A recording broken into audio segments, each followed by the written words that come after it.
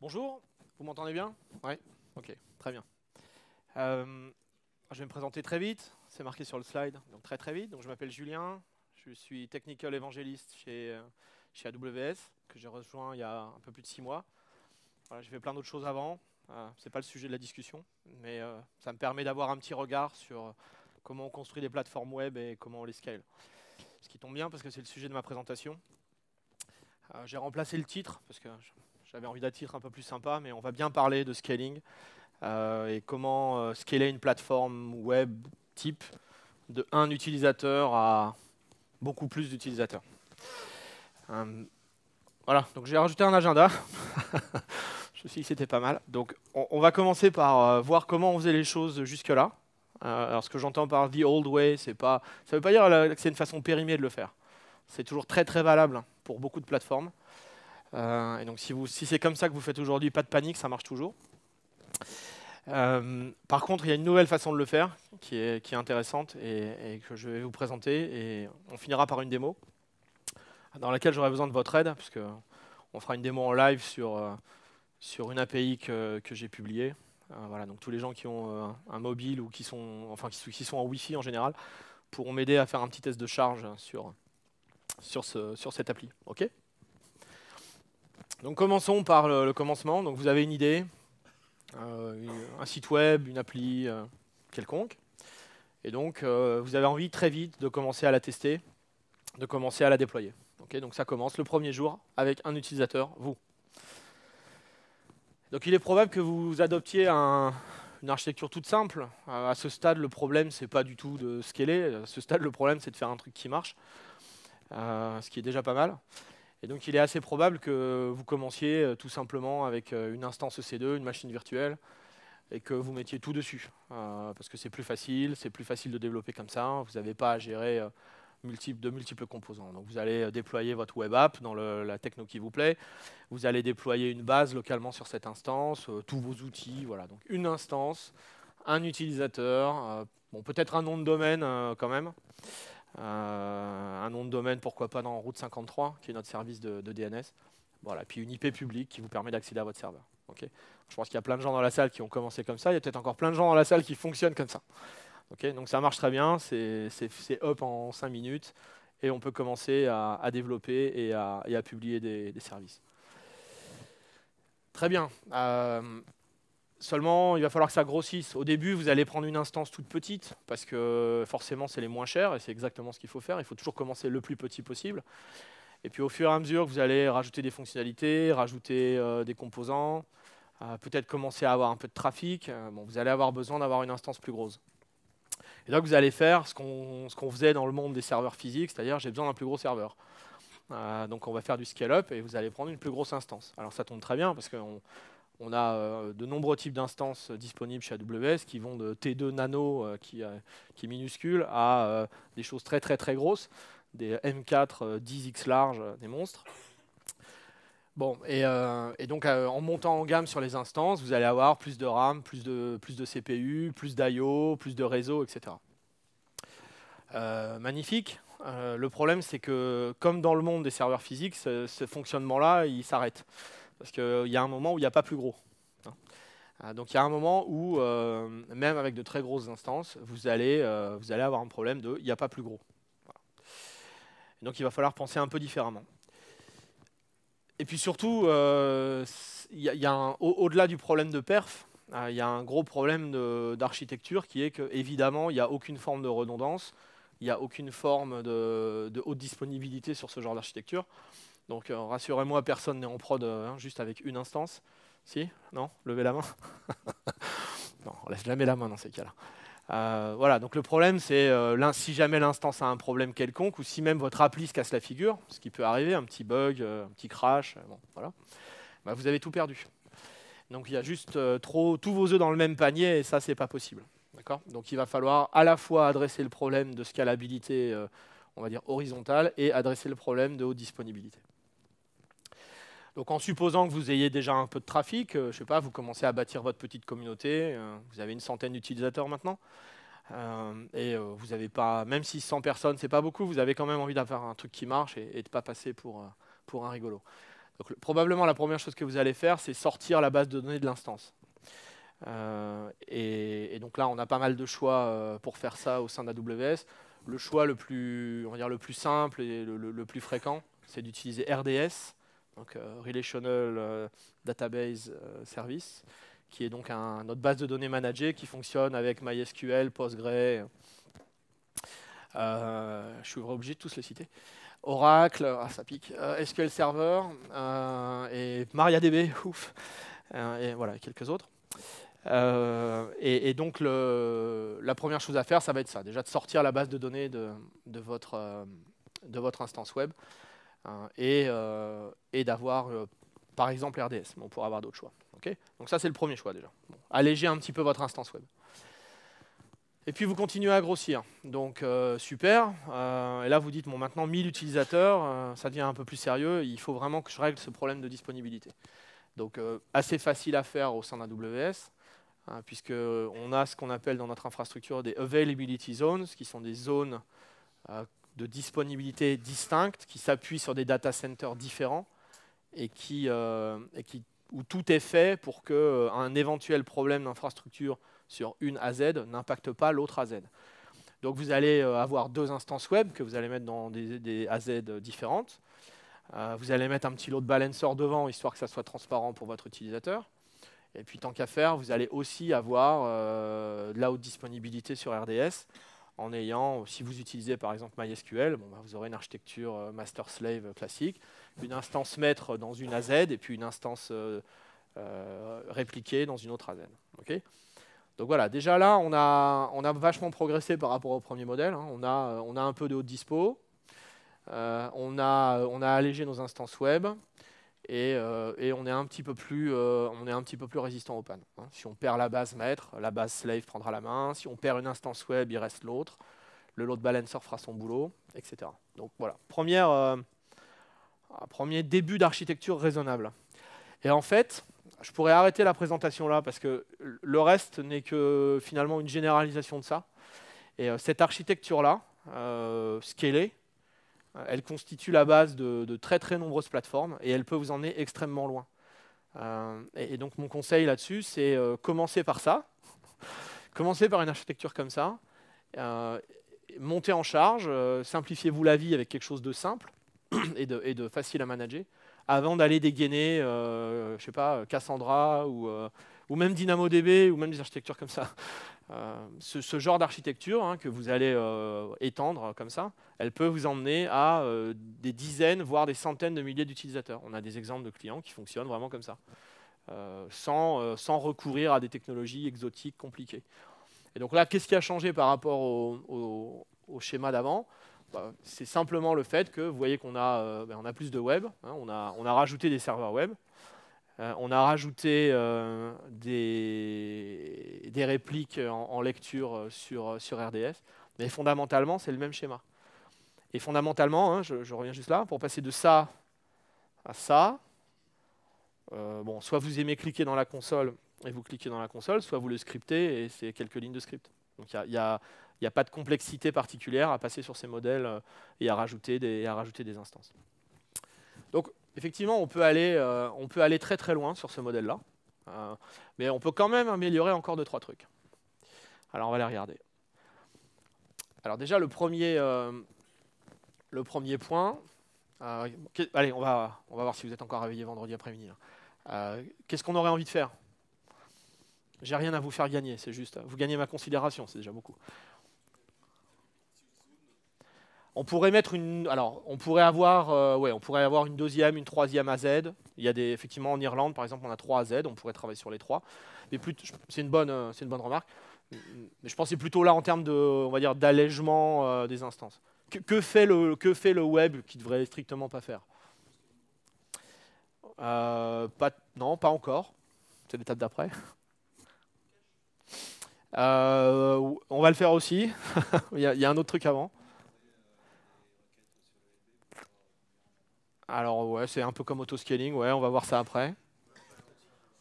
Load balancer devant la base, non, on n'en a pas besoin. Mais on pourrait, mais là en l'occurrence, on n'a pas besoin. Voilà, bravo. C'est là que je voulais en arriver. Donc effectivement, Là, mon web, il sert tout. Il sert tout le contenu, 100% du contenu, y compris si j'en ai du contenu statique. Donc je sais pas, les CSS, le JS, les images, les vidéos, bon, tout ce qu'on peut imaginer, des documents, des PDF, enfin, tout ce qui est contenu statique, on n'a aucune raison de le servir à partir d'un web et on n'a aucune raison d'aller charger nos instances web avec ça.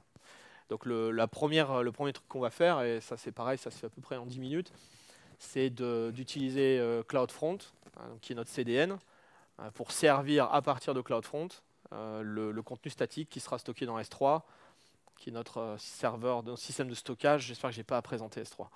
Il a été lancé en 2006, donc les gars, je pense que vous êtes à jour, j'espère.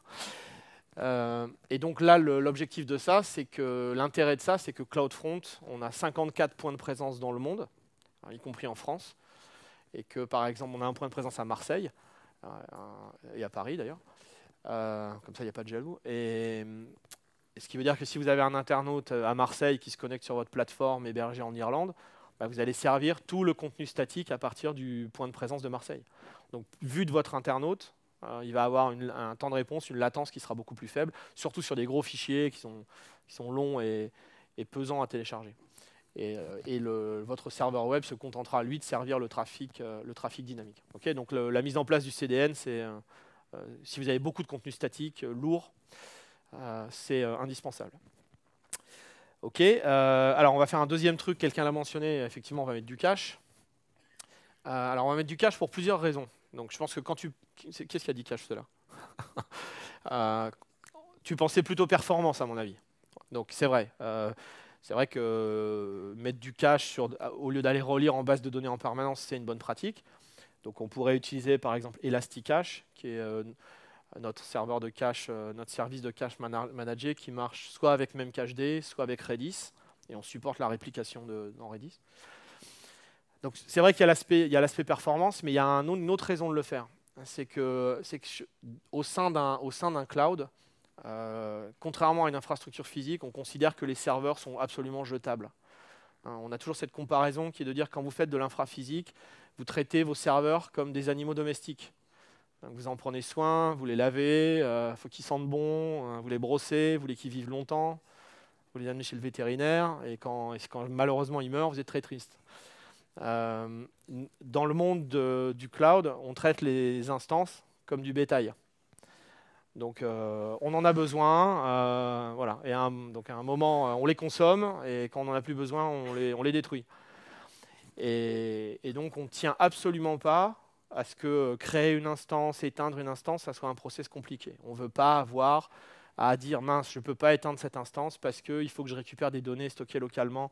Ah mince, j'ai tous mes cookies, machin, j'ai tous mes trucs stockés localement sur l'instance, je ne peux pas l'éteindre. Donc il faut que les instances soient le plus stateless possible. Et donc ça milite aussi pour dire que tout ce qui est contenu, tout ce qui est données de session, tout ce qui est état de l'application, vous le stockez en dehors de l'instance. Donc il y a une raison performance, et il y a une raison élasticité de la plateforme, à la hausse et à la baisse. Et donc là, la pratique qu'on voit souvent chez nos clients, c'est d'utiliser DynamoDB, qui est notre base de données NoSQL, donc put-get, voilà, qui est très très scalable et qui est bien adapté au stockage de données de session, de cookies et de choses comme ça. Okay, et puis il y a un troisième truc qu'on va faire, c'est qu'en fait CloudFront, il peut aussi gérer du contenu, il peut aussi cacher du contenu dynamique.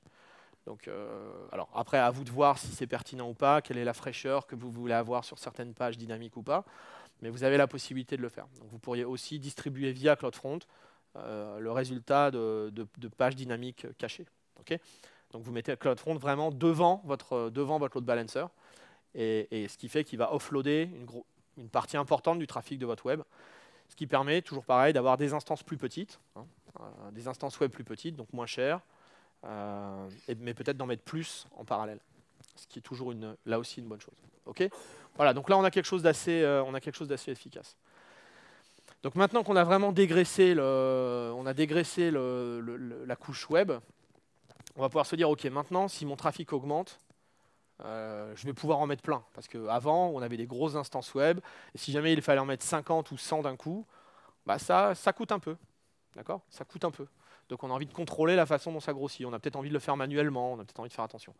Bon, maintenant que ces instances-là sont beaucoup plus légères, on peut se dire, OK, si j'ai un pic de trafic, je peux les créer à la demande, je peux en créer autant que nécessaire, ça créera plein de petites instances, c'est pas grave, elles sont pas très chères, et puis quand j'en ai plus besoin, elles s'éteindront. OK ? Donc là, on a deux mécanismes super pour faire ça, donc l'autoscaling qui a été mentionné tout à l'heure. Donc l'autoscaling, c'est tout simple, c'est sur la base de métriques de monitoring que vous définissez, qui vont être, je sais pas, la charge CPU, la consommation mémoire, le débit réseau, enfin, on a une liste assez longue dans laquelle vous pouvez choisir. Vous allez dire, voilà, quand je dépasse un certain seuil, hein, si mon CPU dépasse 70% pendant 2 minutes, eh ben, je veux rajouter des instances. Donc le système de monitoring d'AWS va envoyer une alarme à votre plateforme et automatiquement va rajouter des instances. Et puis pareil à la baisse, si vous êtes en dessous de, je sais pas, 10% pendant 5 minutes, bah, vous allez dire, OK, le trafic a baissé, j'ai besoin de moins d'instances et je peux donc en supprimer. Et ça se combine bien avec un mécanisme qui est un peu méconnu, mais qui est pourtant super économique, qui s'appelle les instances spot. Donc les instances spot sont des instances EC2 c'est de la capacité EC2 qui est inutilisée. Parce qu'à tout instant dans AWS, il y a de la capacité inutilisée. Et donc, histoire qu'elle serve quand même un petit peu à quelque chose, on la propose aux clients avec un système d'enchères. Donc vous pouvez enchérir en disant, voilà, moi, cette instance-là, ce type d'instance-là, je suis prêt à le payer X centimes de l'heure. Et si jamais le prix que vous proposez est supérieur au prix moyen de l'enchère, bah vous gagnez. Donc vous avez la main sur l'instance, vous pouvez l'intégrer dans vos groupes d'autoscaling, etc. Et si jamais le prix du marché, entre guillemets, le prix du marché spot augmente et dépasse votre prix d'enchère, bah vous allez perdre l'instance. Vous avez une notification et 2 minutes après, l'instance est terminée. Okay, voilà. Donc c'est pour ça quand je disais tout à l'heure, il ne faut pas mettre d'état dans les instances, c'est aussi une des raisons de le faire. Okay, donc ça, ce qu'il faut... Alors, il ne faut évidemment pas mettre toute sa plateforme en instance spot. J'espère que je n'ai pas besoin d'expliquer pourquoi. Si quelqu'un n'ose pas lever la main, on peut en parler dehors. Bon. Mais par contre, ce qu'on voit beaucoup de clients faire, c'est utiliser des instances classiques à la demande, un socle, on va dire, incompressible, dont ils ont besoin tout le temps, et puis d'avoir au-dessus de ça une couche d'instance spot qui vient se greffer, et je n'ai pas précisé, mais c'est écrit sur le slide, que ces instances-là, typiquement, vous allez les payer à peu près 80% moins cher. Voilà, donc c'est 8 à 10 fois moins cher que le prix on-demand. Donc c'est pour ça que c'est super intéressant. Mais c'est bien en complément, hein, c'est pas à la place de... d'accord ? Donc ces deux mécanismes-là, bah, ils vont vous permettre, en dormant la nuit, en n'étant pas en astreinte le week-end, etc., en arrivant à aller au cinéma avec vos enfants, si vous en avez, ou votre copine, si vous en avez, voir les deux, eh bien, d'avoir une plateforme qui va scaler en fonction de votre trafic, à la hausse et à la baisse. Et donc, une fois de plus, qu'est-ce qu'on a changé sur ce schéma par rapport au précédent ? Eh bien, voilà, ça marche, mon petit pointeur. Donc, ce qu'on a changé, c'est ce qu'on a rajouté, c'est ça, ce petit pointillé-là, hein, qui représente le groupe d'autoscaling. Et donc, en fonction du trafic qui va arriver, hein, en fonction de la charge qui va être monitorée sur vos groupes d'autoscaling, bah, vous allez être capable de les faire grossir et rétrécir à la demande. Voilà. Sans aucune forme d'intervention, et ce qui permet d'avoir à la fois d'encaisser les pics de trafic, d'être réactif, de ne pas avoir de time-out, de ne pas avoir de problème. Et puis ça vous permet d'être économique parce que vous avez une capacité qui est bien ajustée à votre trafic. Donc vous n'avez pas besoin de surprovisionner. Puis si vous avez un pic violent, bah, vous n'êtes pas en défaut de capacité. Donc l'autoscaling, c'est important. Et voilà, l'autoscaling plus les instances spot, ça permet de le faire avec un coût qui est bien maîtrisé, qui est intéressant. Et donc ça, voilà, une fois de plus, ces chiffres-là, hein, c'est pas du pipeau. On a des gens qui font tourner des plateformes de millions d'utilisateurs avec ce genre d'architecture. J'ai un client, bon, c'est une compagnie aérienne islandaise avec qui je discute en ce moment, dont l'architecture, donc eux, ils ont beaucoup de trafic et beaucoup de frontaux. Et leur plateforme, c'est ça. Enfin, vraiment, c'est ça. C'est le design, on va dire, canonique d'une archi web sur AWS. Donc ça peut aller très très loin. Et on pourrait continuer comme ça des heures, et puis raffiner, et puis arriver à des millions et des millions et des millions d'utilisateurs. Le truc, c'est que toutes ces technos-là, elles sont éprouvées, elles existent depuis des années, elles continuent à être améliorées, etc. Mais le monde continue de changer. Et il y a d'autres façons de le faire maintenant. Et il y a quand même... Moi, il me reste quand même une remarque sur ce truc, c'est que on a beau dire c'est des machines virtuelles, ça reste quand même des serveurs. Donc mes boîtes Orange, là, elles ont un Linux, parce que je vois pas ce qu'elles pourraient avoir d'autre. Et ouais, mais c'est Alzheimer. Et il va falloir les patcher, il va falloir les maintenir, il va falloir... oui, je veux dire, il y a des gens qui font de l'admin Linux dans la salle, ouais. Ceux qui ont l'air fatigués. Voilà. Il va falloir mettre à jour les packages, il va falloir. Et puis il va falloir déployer le code. Donc vos développeurs, ils vont vous pousser des jar, des war, des zip, des je sais pas quoi. Et puis il va falloir les déployer, puis il va falloir les rollbacker aussi. Parce que des fois ça arrive. Bon, donc il va falloir gérer tout ça, et c'est quand même du travail. Donc l'élasticité du cloud vous apporte plein d'avantages, mais ça reste des serveurs à manager. D'accord ? Et donc s'il y en a 3 de chaque côté, ça va. S'il y en a des centaines, ça reste un vrai travail. Et donc, voilà, est-ce qu'on a vraiment envie de gérer toutes ces instances-là ? Alors vous allez me dire, bah, on n'a pas le choix. Ouais, on les gère, ouais, ok. Bon, ben en fait, si, on a le choix maintenant. Ça c'est... alors pour les francophones, c'est pas instantané comme citation, donc voilà, je vais la traduire, mais il n'y a pas plus facile à gérer, il n'y a pas de serveur plus facile à gérer que pas de serveur. Okay, c'est plus clair en anglais, non ? Donc ce que ça veut dire, c'est que si on arrivait à se débarrasser des serveurs, en fait, on serait content. Voilà. Et quand c'est le CTO d'Amazon qui le dit, Monsieur Werner Vogels, que vous avez peut-être déjà vu, qui vient souvent, qui sera à Paris le 31 mai pour notre summit, mais rassurez-vous, je vais vous en reparler à la fin. Et ben on écoute. Et qu'est-ce que ça veut dire ? Comment on pourrait ne plus avoir de serveurs dans une architecture ? Ça paraît bizarre. J'entends mal.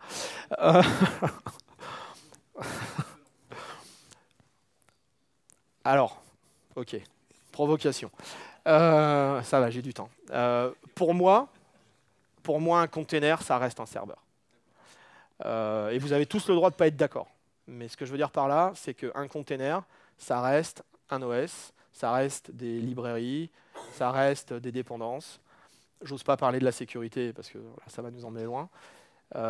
Et ça reste une préoccupation. J'adore les containers et quand j'ai mon cerveau dev qui fonctionne, j'ai envie de faire ça. Quand j'ai mon cerveau prod, ops, sécurité qui fonctionne, j'ai pas du tout envie de faire ça.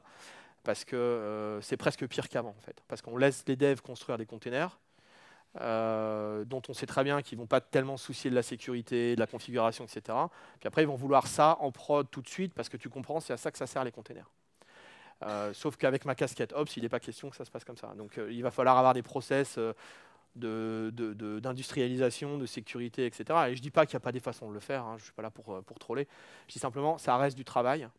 Et moi, ce que je voudrais, quand mon cerveau développeur fonctionne, c'est juste déployer du code et jamais avoir à me poser la question de quel libc j'ai et quel Ruby j'ai et est-ce que j'ai le patch, est-ce que j'ai patché le 58e bug de OpenSSL de la semaine. Là, j'ai trollé. Là, j'ai trollé. Mais chez AWS, on le fait pour vous. Voilà. OK. Eh oui, sur nos load balancers, on le fait pour vous, en tout cas. Sur les serveurs, ça reste à vous de le faire. OK, donc j'aimerais... c'est vrai que je ne parle pas de containers aujourd'hui. Je saute un peu l'étape container. Mais les containers résolvent plein de problèmes, mais à mon avis, pas celui-là. Pas le problème de la gestion, pas le problème de la gestion fine de la configuration. Et donc, ce qu'on propose maintenant, c'est une architecture radicalement différente, qui est basée sur deux choses, qui est basée sur des services managés de haut niveau, dont je vais vous en présenter plusieurs dans la démo. Et j'ai entendu quelqu'un dire lambda, donc bravo, tu as gagné un t-shirt virtuel et ma considération, donc qui est un produit qu'on a lancé il y a un peu plus d'un an et demi maintenant, et sur lequel on voit une adoption extraordinaire. Et j'espère que vous allez comprendre pourquoi dans 5 minutes. Donc la combinaison le code, uniquement du code dans Lambda et des services managés, eh ben, ça fait qu'on a une architecture où il n'y a plus de serveurs. Donc il n'y a plus de machines virtuelles, il n'y a plus d'instances, il y a un petit peu de code, un peu de configuration, et ça suffit. Et ce sera le but de ma démo tout à l'heure. Alors, pour essayer de vous convaincre que ce n'est pas du pipeau, je suis allé chercher quelques cas clients. Hein. Il y a des gens qui sont en production sur ces solutions-là. Donc, il y a un premier client qui s'appelle Localytics, qui est une boîte qui fait de l'analytics sur le web et sur le mobile pour les apps. Ils ont, alors, je vous ai mis à chaque fois les références clients détaillées, vous pourrez aller voir ça. Ils ont un trafic qui est assez sympa. Ils ont 100 milliards d'événements mensuels, donc c'est pas négligeable. Voilà, donc ils s'intègrent avec les applis mobiles et puis ils collectent tout un tas d'infos et puis ils vont proposer des analytics à leurs clients. Ok, donc ils ont une architecture, voilà, donc des clients avec leur SDK, j'imagine, et leur tracker intégré. Donc ils rentrent sur du load balancer, ils rentrent dans SQS. Alors SQS, Simple Queue Service, c'est un des plus vieux services d'AWS, mais qui est encore très très utilisé. C'est une file de messages, voilà, tout simplement. Par contre, c'est une file de messages AWS, donc ça veut dire hautement disponible, scalable. Voilà. Je ne rajoute pas les adverbes à chaque fois, parce qu'il y a des adjectifs, sinon ça saoule. Mais voilà, donc SQS. Bon, derrière, ils ont un petit service qui va, j'imagine, je n'ai pas de détails particuliers sur cette boîte, qui va traiter les données, les normaliser, sûrement les nettoyer un petit peu. Ensuite, il les réenvoie dans Kinesis. Alors Kinesis, c'est une autre file de messages, beaucoup plus moderne. Si vous connaissez Kafka, on va dire que c'est quelque chose de similaire, mais managé, donc facile à vivre, contrairement à Kafka, qui peut être un petit peu dur à opérer. Je sais de quoi je parle. Et donc, dans cette file de messages, où les messages vont persister assez longtemps, je crois qu'ils peuvent rester plus d'une semaine si nécessaire. Au bout de cette file, on va mettre lambda. Donc, on va mettre des petites fonctions, puisque c'est ça. S'il y a des gens qui connaissent la programmation fonctionnelle, c'est exactement de ça qu'on parle. Hein. La fonction lambda, elle s'appelle comme ça, parce que c'est une fonction lambda. Donc, c'est des fonctions pures qui prennent une entrée, qui génèrent un résultat, qui stockent aucun état, et qui font juste un petit traitement. Et donc, ils implémentent en fait tous leurs microservices avec une archi lambda. Et ils ont quelque chose d'assez scalable. Ce qui leur permet, par exemple, quand ils veulent rajouter une nouvelle fonctionnalité, de dire OK, on va envoyer un nouveau type d'événement dans la file de message, puis on va juste rajouter une lambda supplémentaire qui va implémenter un microservice supplémentaire. Donc ça permet d'avoir une archi extrêmement découpée, extrêmement découplée et assez scalable. J'ai un deuxième exemple qui est Nordstrom. Alors Nordstrom, si vous êtes allé aux États-Unis, vous les connaissez probablement, c'est un très gros retailer américain. Je ne sais pas à quoi on pourrait les comparer en France. Enfin, c'est peut-être les Galeries Lafayette ou quelque chose comme ça. Un grand magasin, plutôt haut de gamme. Et alors eux, ils ont fait un truc assez incroyable. Ils avaient alors évidemment, ils ont un site web et ils avaient un moteur de recommandation fait par un partenaire, un fournisseur. Et ils n'étaient pas très contents de la façon dont ça marchait parce qu'effectivement, le temps de recommandation, c'était 15-20 minutes. Donc ça veut dire entre la visite de l'internaute sur leur site et le moment où on pouvait afficher des recommandations, il s'est coulé 15 à 20 minutes. Qui reste 15 à 20 minutes sur un site e-commerce? Bon, personne. Bon, c'est sûr. Donc voilà, je pense qu'ils sont arrivés à cette conclusion-là. Ils se sont dit, il faut qu'on ait un modèle où, à partir du web ou du mobile, on sait générer des recommandations en quelques secondes. Hein, comme sur d'autres sites e-commerce plutôt bien faits. Et donc, oui, il y en a. J'en citerai pas. Je peux vous citer ceux qui sont mal faits, j'ai même travaillé pour eux dans le temps. S'ils existent encore. Hein.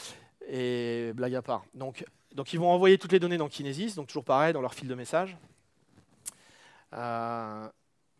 Derrière, ils ont des fonctions lambda, donc ils vont aller piocher des messages dans cette file. Et puis, alors, ils les copient dans Redshift, qui est le data warehouse d'AWS. Donc ça, j'imagine, c'est vraiment pour faire de l'analytics. Et puis, ils vont les stocker dans DynamoDB, donc dans notre base NoSQL.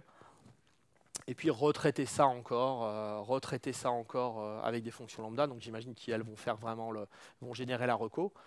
Et puis après, voilà, on peut exposer ça vers tout un tas de back-end, de cache, pour que les applis web puissent s'en servir. Et donc voilà, ça donne ça. Ça, c'est des trucs, c'est des copies d'écran que j'ai fait. Effectivement, je suis allé vérifier que c'était pas du pipeau leur truc. Vous allez sur Nordstrom, vous regardez nordstrom.com, vous regardez quelques produits. Effectivement, vous avez une reco qui commencent à apparaître en quelques secondes. Voilà. Donc c'est plutôt sympa.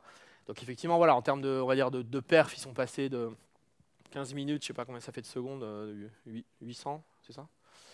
Ouais, c'est ça, 800 secondes à quelques secondes. Donc ils ont divisé par peut-être, je sais pas, 300, 400 le temps de la reco, donc c'est plutôt bien. Et surtout, ils le font de manière hyper économique. Donc ils ont divisé par 2 ordres de magnitude. Donc en gros, ça veut dire à peu près par 100 le coût de la solution. Donc leurs partenaires devaient leur coûter cher, ça veut dire autre chose. Et puis surtout, l'avantage de Lambda, c'est que c'est facturé par tranche de 100 millisecondes. Contrairement à une instance EC2 où vous payez à l'heure, qu'elle soit utilisée ou pas, Lambda, vous payez à l'invocation, donc ça veut dire pas de trafic, on ne paye pas, et on paye par tranche de 100 millisecondes. Ça veut dire que si votre fonction, elle dure, on va dire, 120 millisecondes, bah, vous payez 200, c'est arrondi. Donc vous pouvez aller voir vos développeurs en disant c'est possible de le faire en 90 ? En frappant assez fort, c'est toujours possible. Et donc, si vous arrivez à faire ça, ben, cette fois, cette fonction, elle vous coûte 100 millisecondes. Elle vous sera facturée 100 millisecondes. Ce qui veut dire que grâce à cette optimisation et cet usage irraisonné de la violence sur vos développeurs, vous avez réussi à diviser le coût du traitement par 2. Donc ça valait la peine. Ça permet de leur payer des bières et de se faire pardonner après.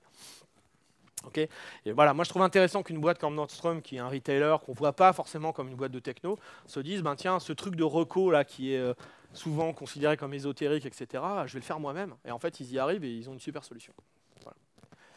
Et puis le dernier dont je veux parler, avant de faire la démo, c'est une boîte qui s'appelle Adroll. Alors Adroll, c'est une société d'adtech qui travaille dans le retargeting. D'accord, donc peut-être des gens qui font de la pub dans la salle. Et donc ils font notamment ce qu'on appelle du real-time bidding. Donc vous connaissez maintenant ce système, c'est assez répandu, où des sociétés comme Adroll vont enchérir en temps réel sur de l'espace publicitaire vu par des internautes pour leur afficher des bannières. Okay, donc le système, c'est au moment où vous chargez une page, l'espace où il y a une bannière, là ça va provoquer un appel sur un des gros ad exchange qui lui-même va appeler quelques partenaires, Adroll et d'autres. Et ces partenaires-là, ils ont 100 millisecondes pour répondre le prix de leur enchère. D'accord ? Bon, après, il y a un gagnant, et puis le gagnant, il envoie sa bannière. Okay, voilà, le real-time bidding en 30 secondes. Okay, donc Adroll fait ça. Ils font ça 60 milliards de fois par jour. Parce que forcément, c'est du gros volume. Alors, ils ne gagnent pas tout, mais enfin, en tout cas, ils enchérissent 60 milliards de fois par jour. Et donc, eux, ils ont une architecture. Ça a été un des premiers gros clients à utiliser Lambda. Et ils le font à une échelle qui est vraiment très, très importante. Bon, je ne vais pas vous détailler tout le schéma, mais voilà, bon, on a, voilà, donc eux ils sont dans plusieurs régions AWS, ils sont US West, donc ça, West 2, donc ça c'est la côte ouest, East 1 c'est on va dire à côté de New York, je crois que c'est EU West 1 par là, donc c'est l'Irlande, etc. Donc ils ont de l'infra, dans toutes ces zones-là. Ils reçoivent le trafic qui vient des gros ad exchange. Ils envoient tout dans Kinesis, donc 60 milliards d'événements par jour dans Kinesis. Donc, ça vous donne une idée de la scalabilité de Kinesis. Et puis derrière, ils vont dépiler avec Lambda. Puis ils vont appliquer différents traitements et pour faire du machine learning, pour générer les bannières, Voilà. Et ils déversent tous les résultats dans DynamoDB. Voilà. Donc là, vous ne voyez pas, c'est un petit peu petit, je suis désolé, mais ils ont 300 milliards d'items dans DynamoDB et plusieurs centaines de terras dans S3. Okay, donc eux, voilà, quand je disais tout à l'heure, des services managés, c'est-à-dire on ne gère pas d'instance là, il n'y a pas une instance EC2 dans ce truc-là. Voilà. Peut-être un peu là, bon, il y en a peut-être là devant, mais je veux dire après tout le back-end. Voilà, Lambda c'est un service managé, SQS managé, et puis tous ces trucs-là, Dynamo managé. Okay, donc il n'y a plus aucun serveur derrière ça. Ils utilisent nos services et ils les combinent et ils les configurent. Et ils se concentrent sur la création d'applications, la création de valeur. Et voilà. Okay. Donc voilà un bel exemple. Il y a une très belle vidéo qui explique un peu plus en détail ce qu'ils font. Je vous la recommande. Voilà. Je vous la recommande. Je pense que vous aurez les slides un peu plus tard. OK. Bon, donc, tout ça c'est bien, mais on a envie de le voir marcher. Donc on va le voir marcher. Donc j'explique, ça va, j'ai encore le temps. J'explique en 1 ou 2 minutes ce que je vais vous montrer. Puis après, on va faire, voilà, je vous montre un petit peu les étapes. Puis après, vous allez m'aider à le tabasser. OK ? Vous allez pouvoir bourriner là, F5, F5, F5. Hein, ça va vous plaire, ça. Bon, donc, ce que je vais faire, donc j'ai créé une API. D'accord? C'est une API REST sur laquelle on va poster un petit document de JSON dont le contenu n'a pas beaucoup d'intérêt. C'est juste histoire de poster quelque chose. Je simule, on va dire, une API de logging ou un tracker web quelconque. Je pense que tout le monde a ça dans ses applications. Hein, vous avez une API que vous appelez pour loguer des trucs, pour traquer telle ou telle donnée de navigation. D'accord? Donc cette API, elle va appeler une première fonction lambda que je vais vous montrer, qui va écrire dans Kinesis voilà, et retourner. Donc vue du client, en fait, l'appel, c'est j'appelle une API et paf. Voilà. D'accord? Donc l'avantage de ça, c'est d'avoir cette frontière-là de Kinesis, c'est de découpler tout. C'est-à-dire de dire l'appel du client, il se termine dès que la lambda a posté dans Kinesis. Et puis ça fait un appel qui est assez court. Okay, bon, et puis après, c'est Kinesis qui va stocker les messages en attendant qu'ils soient dépilés. D'accord? Toujours une bonne pratique de mettre des fils de messages pour découpler ces traitements. Donc je vais avoir une deuxième fonction lambda, dont le rôle, ça va être de lire les messages depuis Kinesis et de les écrire dans DynamoDB. D'accord? L'avantage de faire ça, pourquoi je l'écris dans DynamoDB, c'est parce qu'une fois que c'est dans DynamoDB, ou j'aurais pu l'écrire dans un cache quelconque, c'est qu'une fois que ma donnée est là, je peux la requêter, entre guillemets, même si c'est du NoSQL. Je peux faire des get, je peux aller chercher cette info.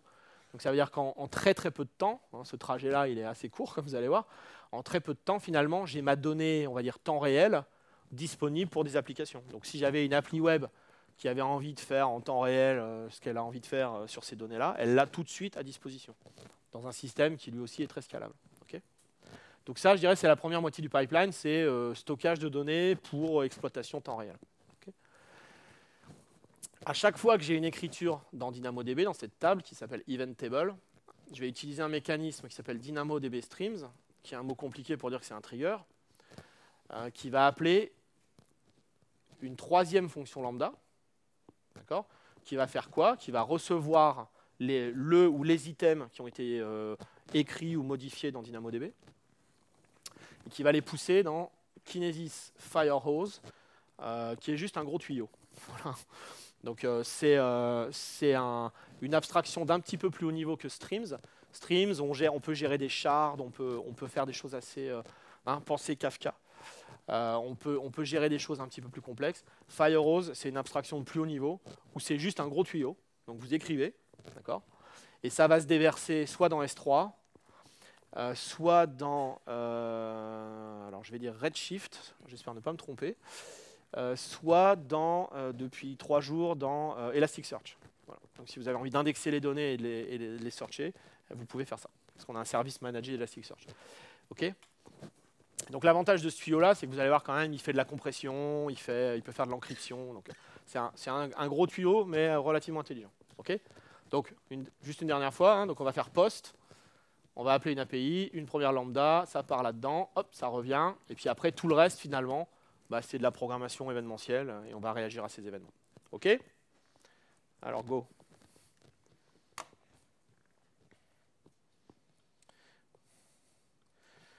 Donc j'ai pas le temps de vous montrer les étapes de création, donc évidemment j'ai préparé, mais bon, tout ça, ça se script, c'est pas très compliqué. Enfin, j'ai une autre presse où je vous montre comment le faire, mais c'est pas le but du jeu.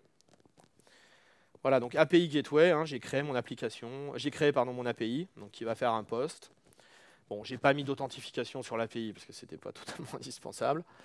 Cette API, elle appelle une fonction lambda qui s'appelle write to Kinesis. Okay, cette fonction-là, donc elle va écrire dans Kinesis et puis elle retourne un résultat. D'accord? On va regarder la fonction. Vous allez voir, elle est vachement compliquée. C'est peut-être un peu petit, là. Les gens du fond, là, il faut crier. Ça va? Ouais, c'est bon? Ouais, si j'entends rien, c'est que ça va. Hein. Okay. Bon. D'accord. Donc là, je l'ai développé en Python. Hein. Le lambda, on peut faire du Python, du Node ou du Java. Ok. Et donc voilà. Donc, quand je parlais d'une fonction, c'est ça. J'ai une fonction, d'accord, qui reçoit un événement. Bon, le contexte, j'en parle pas, j'en ai pas besoin ici. Et je ne déploie que ça. Donc quand je disais tout à l'heure, je ne déploie plus aucune forme d'environnement, ça c'est mon unité de déploiement. Donc j'écris cette fonction, je la teste, et je l'upload dans le service lambda qui va ensuite l'exécuter. C'est tout ce que je fais. Donc là, il n'y a plus d'OS, il n'y a même pas d'environnement Python, il n'y a rien du tout. Donc quand je dis serverless, c'est serverless. Ça, c'est tout ce que j'ai à faire pour que mon API fonctionne. Okay, Donc qu'est-ce que ça fait? Ben, ça fait print, donc c'est toujours bien. Je rajoute un petit timestamp dans mon document JSON. Et puis je fais put record, voilà, dans Kinesis. Ok. Voilà, dans un stream qui s'appelle API to DynamoDB. Ben, ça tombe bien, c'est ce qu'on fait. Ok. Voilà, alors je peux vous montrer le stream Kinesis, c'est passionnant. Hop. Bon, là, il n'y a pas beaucoup de trafic dessus. Voilà, donc là j'ai un shard. Hein, donc le shard, en gros, le nombre de shards va conditionner la quantité de trafic que je peux envoyer. Bon, je pense que là aujourd'hui un shard va nous suffire. Et donc de l'autre côté de ce shard, j'ai une deuxième fonction donc, qui s'appelle Kinesis String to DynamoDB. J'étais inspiré pour les noms. C'est toujours en Python. Donc qu'est-ce qu'elle fait? Ben, elle récupère une référence sur ma table Dynamo. Puis ensuite, elle va itérer sur chacun des records, parce que là, ils peuvent être batchés. Hein. Autant quand j'ai écrit dans Kinesis, je les écris un par un. Autant là, quand je les lis, je crois que c'est 10 par 10. Hein, histoire de batcher un petit peu. Et donc j'itère, qu'est-ce que je fais? Ben, je décode, parce que dans Kinesis, c'est encodé en base 64. Là, c'est juste pour convertir un string en int, parce que j'en ai besoin. Et je fais table put item, et là, j'écris mon document de JSON dans DynamoDB. D'accord? Et c'est tout. Donc là, à ce stade-là, j'ai appelé mon API, elle a appelé une lambda, qui a mis dans Kinesis, qui a réveillé l'autre lambda qui écoute, et j'ai écrit dans DynamoDB. Okay. Donc là, DynamoDB dit, tiens, j'ai une écriture dans la table. Donc je vais faire un trigger sur ma troisième lambda, qui s'appelle DynamoDB to FireHose, qui est elle aussi vachement compliquée. Donc elle récupère une variable, une référence pardon, sur le FireHose. Et puis pareil, elle va itérer sur les records. Elle va faire print, c'est pas totalement indispensable. Et surtout, elle va faire FireHose put record. Donc elle va écrire dans le tuyau le record qu'elle a reçu de DynamoDB. Voilà. Et donc FireHose, qui est bien sympathique, lui il va faire quoi? Ben, on lui a demandé de l'acheminer dans S3. Voilà. Donc ça c'est à peu près tout ce qu'il y a à configurer. Donc je lui ai dit voilà, tu écris dans ce bucket là. Tu écris soit toutes les 60 secondes, soit tous les 1 mégaoctet. Tu gzip ce que tu écris, tu ne me fais pas l'encryption. Okay. Et à la fin, oups, je devrais voir débarquer mon contenu dans S3. D'accord? Donc je vais voir un fichier. Alors on va se mettre là et puis on va voir le truc. OK? Donc voilà ce qu'on va faire. Donc, je vais vous montrer que ça marche, puis après vous allez m'aider. D'accord? Donc faites chauffer le Wi-Fi.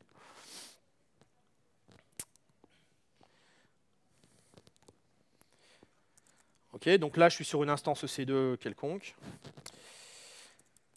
Et j'ai écrit un magnifique programme de test en Python qui va faire quoi? Bah, qui va juste faire 1000 fois créer un document bidon et puis appelle l'API que j'ai créé, d'accord, dont l'URL est là. D'accord? Donc en avant. On va peut-être pas faire 1000 fois, on va faire 10 fois, ça suffirait.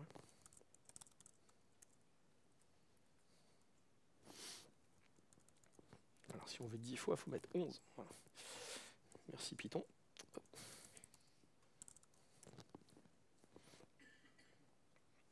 Voilà, paf. Donc là, je vois mes 10 appels d'API.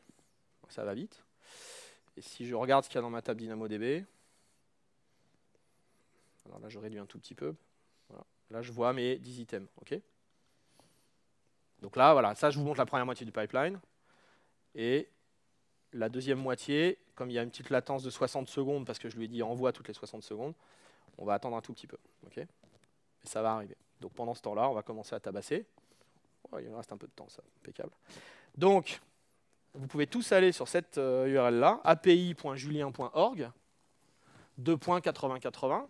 On va vérifier qu'elle marche. Ah, elle ne marche pas parce que je n'ai pas lancé mon serveur. Eh oui, j'ai bien fait de vérifier. Donc j'ai... Voilà, hop. Comment il s'appelle mon... Ouais. Voilà, c'est parti. Voilà, ça y est, en voiture. Voilà, ça bourrine, bien, c'est bien. Ok. Bien les gars, bien, bien. Allez-y. Hein. F5, contrôleur, tout ce que vous voulez. Voilà. Je pense que vous allez faire tomber mon Python, vous allez faire tomber le Python avant de faire tomber Kinesis. Bon, voilà. C'est dommage, vous allez trop vite, vous voyez même pas les images de chat. Bon, bon voilà. Bon, ça marche. Ouais. C'est pas mal quand même. Blague à part, c'est Flask en threading, avec du threading activé. Et j'ai fait un petit test de chargeur, j'étais étonné de ce que ça pouvait encaisser. Donc, ça faisait longtemps que j'avais pas joué avec ça. Petit commentaire. Voilà. C'est pas mal. Bon, alors. Donc là, on était à 10 items. Ah ouais, alors on les voit que par 100, mais ça se remplit. Donc on doit pouvoir voir le timestamp qui change. Si je les triais par timestamp, voilà.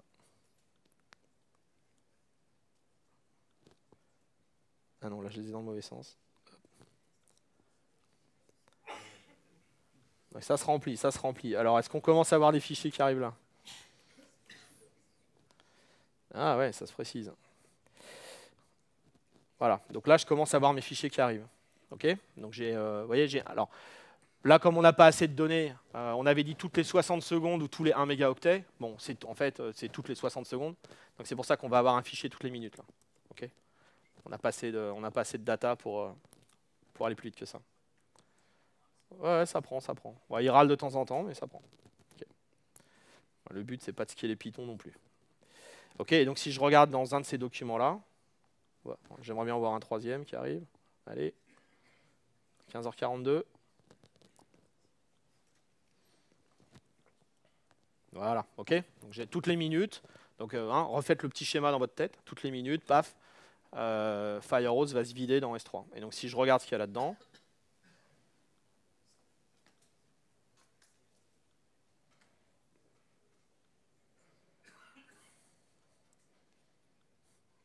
ouais, les mecs qui ont lancé des scripts là. Hein, ah oui, bien sûr, bien sûr. Ah, ouais, allez, attendez. Prenez pour qui? C'est bien, on est là pour rigoler. Bon. While 1, curl 1, ouais, bien sûr, bien sûr.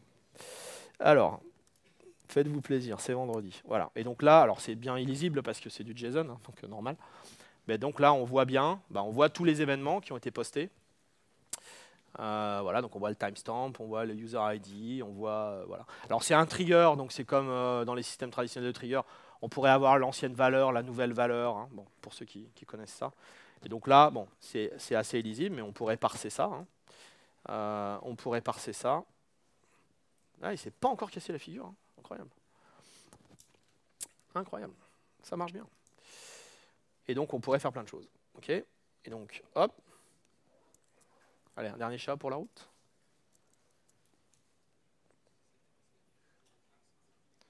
Ça y est. Ouais, non, mais là, ça y est.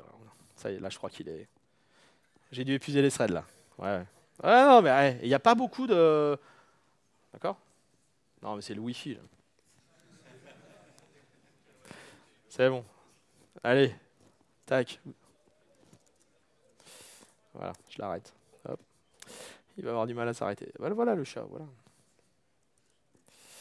Ok. Donc, on refinit juste là-dessus. Vite fait.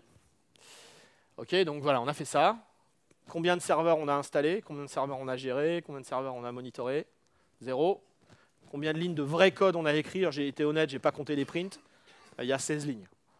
D'accord? Et tous ces services-là, ils vont scaler très très très très loin. D'accord? Bien plus loin que ce que vous n'arriveriez à faire en construisant vous-même cette infra. Voilà, donc si on continue comme ça, on peut aller très haut. Et on peut même être capable d'encaisser un succès catastrophique. Voilà. Et si jamais les barbares arrivent, là vous me voyez venir, hein, et ben en fait ils arrivent, puisque un de nos bons clients, Supercell, a annoncé le 7 mars qu'ils avaient eu 100 millions de joueurs le même jour. C'était la première fois. Bon, je crois que c'est la première fois qu'une plateforme a 100 millions de joueurs, le même jour, je crois que c'est... Enfin, j'avais pas d'autres références. Et donc, voilà, eux, ils utilisent la plupart de nos services. Ils ont 45 milliards d'événements par jour. Ils utilisent Kinesis, ils utilisent DynamoDB. Enfin, voilà. C'est une très belle référence. Je vous laisserai regarder ça en détail. Voilà, je voulais juste finir sur cette citation du CTO d'Airbnb qui connaît un peu les problèmes de scalabilité en disant ce qu'il dit. C'est-à-dire que AWS, c'est vraiment la meilleure façon pour une startup de scaler. Okay, donc on les remercie de nous faire confiance. À vous de jouer, à vous de scaler. Et pour vous aider à bien démarrer, j'ai juste deux ou trois toutes petites choses à vous dire. Si vous vous intéressez à Lambda, il y a un bouquin qui est en cours d'écriture par un de mes collègues. Il n'est pas encore publié, mais vous pouvez déjà l'acheter, télécharger les chapitres disponibles sur le site de Manning. Voilà, vraiment excellent livre. Il y a à peu près la moitié du bouquin qui est disponible. Si vous voulez nous revoir, alors on sera lundi à Dotscale, pour ceux qui y vont. Il y a des gens qui y vont, Dotscale? Ouais. Quoi? Un traître? Bon, pas avec ce t-shirt. Hein. Bon. Et puis surtout, non, je plaisante, on adore Dotscale aussi. Et on a deux événements qui arrivent très prochainement. On a le Summit AWS qui est donc le 31 mai. C'est notre conférence technique annuelle. Elle est gratuite, j'insiste là-dessus, c'est intéressant. C'est une journée de session technique et de use case client autour d'AWS. Il y a le CTO d'Amazon qui sera là en keynote. C'est toujours sympa de le voir présenter. Et puis, on a un autre événement qui s'appelle le Awesome Day, qui est un événement de formation qui dure une journée, qui est à Paris. Donc, vous avez les dates, qui est lui aussi gratuit. Donc là, c'est très très bien pour les gens qui débutent ou qui veulent découvrir. Vraiment, vous avez une journée avec un panorama de nos différents services. Okay. Et puis, la dernière chose que je voulais vous dire, c'est qu'il doit y avoir des gens de province dans la salle. Allez, ouais, levez la main. Voilà. Ah, magnifique. Très bien. Je ne suis pas parisien non plus. Donc, on a des user groups. Merci d'être venus. Merci d'avoir pris le train. On a des user groups en province. Donc, Lille, Rennes, Nantes, Bordeaux, Lyon, Montpellier. On a aussi un groupe à Paris qui est assez actif. Vous les trouverez tous sur Meetup. Donc, si vous êtes dans ces villes-là et que vous voulez nous continuer à bosser avec AWS, je vous encourage à les rejoindre. Si vous êtes dans une ville de taille importante qui n'est pas sur cette liste et que vous avez envie de démarrer un groupe AWS, n'hésitez pas à me contacter, je serai ravi de vous aider à le faire. Grenoble, Toulouse, Aix-Marseille, voilà. Bon. Puis dans l'Est aussi, il doit se passer des choses dans l'Est. Strasbourg, voilà. Donc, voilà. OK, voilà. Et puis, voilà, c'est tout ce que j'avais à vous dire. Donc, voilà mes coordonnées. N'hésitez pas à rester en contact. Merci beaucoup. Et merci à Devox pour ce bel événement. Merci beaucoup.